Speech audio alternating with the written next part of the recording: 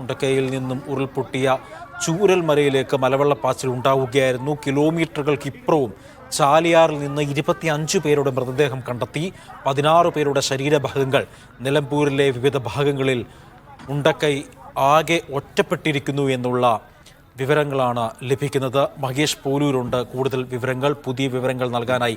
മഹേഷ്, ഏറ്റവും പുതിയതായി ലഭിക്കുന്ന വിവരം എന്താണ്? ഈ രാത്രിയിൽ തിരച്ചിൽ നടത്താൻ സാധ്യമല്ല, അത് അതീവ ദുഷ്കരമാണ് എന്ന തരത്തിൽ റിപ്പോർട്ടുകൾ ഉണ്ടായിരുന്നു. അതിനിടയിൽ ഇപ്പോഴും നമ്മുടെ ഓഫീസിലേക്കൊക്കെ കോളുകൾ വന്നുകൊണ്ടിരിക്കുകയാണ്. പലരും പല സ്ഥലത്തും ഒറ്റപ്പെട്ടിട്ടുണ്ട്, അവർക്ക് സഹായിക്കാൻ അവിടെ സഹായങ്ങളൊന്നും അവർക്ക് ലഭിക്കുന്നില്ല എന്ന തരത്തിൽ ഇങ്ങനെ ഫോൺ കോളുകളൊക്കെ വരുന്നൊരു പശ്ചാത്തലവും കൂടിയാണ് ഇപ്പോഴുള്ളത്. എന്താണ് മഹേഷിന് ലഭിക്കുന്ന പുതിയ വിവരങ്ങൾ?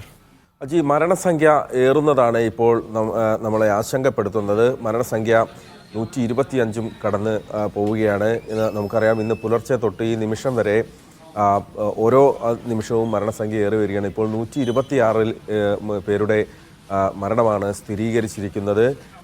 മാത്രമല്ല, ഇപ്പോൾ ചാലിയാറിൽ 25ലധികം പേരുടെ മൃതദേഹങ്ങൾ ചാലിയാറിൽ നിലമ്പൂരിൻ്റെ ഭാഗത്ത് നിന്ന് കണ്ടെടുക്കുകയും ചെയ്തു.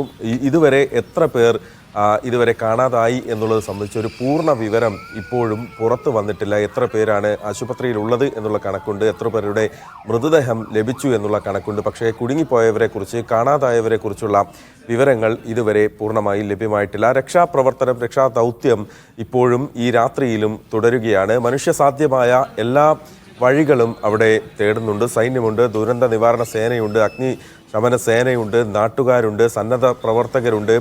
സർക്കാരിൻ്റെ എല്ലാ സംവിധാനങ്ങളും അവിടെ ഉണർന്ന് പ്രവർത്തിക്കുന്നുണ്ട്. ആ തരത്തിൽ അവിടെ രക്ഷാപ്രവർത്തനം ഒരു വശത്ത് നടക്കുന്നുണ്ട്. പക്ഷേ ഇപ്പോൾ രക്ഷാപ്രവർത്തനത്തിൻ്റെ രീതിയിൽ ഒരല്പം മാറ്റം വന്നിട്ടുണ്ട്. ആ മാറ്റം എന്ന് പറയുന്നത് ഇപ്പോൾ ചൂരൽ മലയുടെ ഇപ്പുറത്തേക്ക്, അതായത് മേപ്പാടി ഭാഗത്തേക്ക് എത്തിക്കുന്നത് ഇപ്പോൾ അവിടെ നിന്നുള്ള മൃതദേഹങ്ങൾ മാത്രമാണ്. അത് വടം കെട്ടി, ആ പാലം ഒലിച്ചു പോയ പ്രദേശത്തു കൂടി വടം കെട്ടി ഇപ്പോൾ മൃതദേഹങ്ങൾ ഇങ്ങോട്ടേക്ക് ഇക്കരയ്ക്ക് എത്തിക്കുക എന്നുള്ളതാണ് ഇപ്പോൾ നടക്കുന്നത്.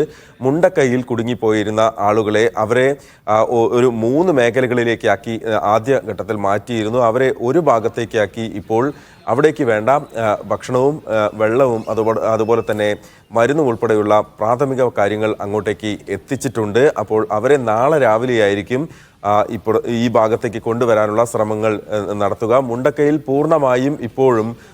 ഭാഗത്ത് ഇപ്പോഴും പൂർണ്ണമായി രക്ഷാദൗത്യ സംഘത്തിന് അങ്ങോട്ടേക്ക് എത്താൻ സാധിച്ചിട്ടില്ല. അവിടേക്ക് പൂർണ്ണ തോതിൽ എത്തിയാൽ മാത്രമാകും ഈ ദുരന്തത്തിൻ്റെ വ്യാപ്തി എത്രമാത്രം ഉണ്ട് എന്നുള്ളത് മനസ്സിലാവുകയുള്ളൂ. ഒരു പക്ഷേ നാളെ വൈകിട്ടോട് കൂടിയൊക്കെ അത് സംബന്ധിച്ചുള്ള ഒരു അന്തിമ ഒരു കാര്യത്തിലേക്ക് അതിൻ്റെ ഒരു ദുരന്തത്തിൻ്റെ പൂർണ്ണ അവസ്ഥ ഏത് തരത്തിലെന്ന് മനസ്സിലാകുകയുള്ളൂ. ഇപ്പോൾ അവിടെ സാധ്യമായ എല്ലാ സാഹചര്യങ്ങളും ഒരുക്കി ഇപ്പോഴും രക്ഷാദൗത്യം പുരോഗമിക്കുകയാണ്. ഇപ്പോൾ നേരത്തെ തന്നെ നമ്മൾ മനസ്സിലാക്കിയെടുത്തോളം നേരത്തെ നിലമ്പൂരിൻ്റെ ഭാഗത്തേക്ക്, അതായത് ഈ ഉരുൾപൊട്ടൽ ഉണ്ടായതിൻ്റെ വിപരീത ഭാഗത്ത് നാഗമലയിലും അവിടെ ആളുകൾ കുടുങ്ങിക്കിടക്കുന്നുണ്ടായിരുന്നു. അപ്പോൾ വലിയ തോതിലുള്ള മലവെള്ളപ്പാച്ചിലൊക്കെ ഉണ്ടാകുന്ന സാഹചര്യത്തിൽ അവിടെ കുടുങ്ങിക്കിടന്ന ആളുകളെ സംബന്ധിച്ച് അവരും ഭയചകിതരാണ്. ഇപ്പുറത്ത് ഏതൊക്കെ ഭാഗങ്ങളിൽ ആളുകൾ കുടുങ്ങിക്കിടക്കുന്നുണ്ട് എന്നുള്ളത് ഒരു വലിയ ചോദ്യചിഹ്നം തന്നെയാണ്.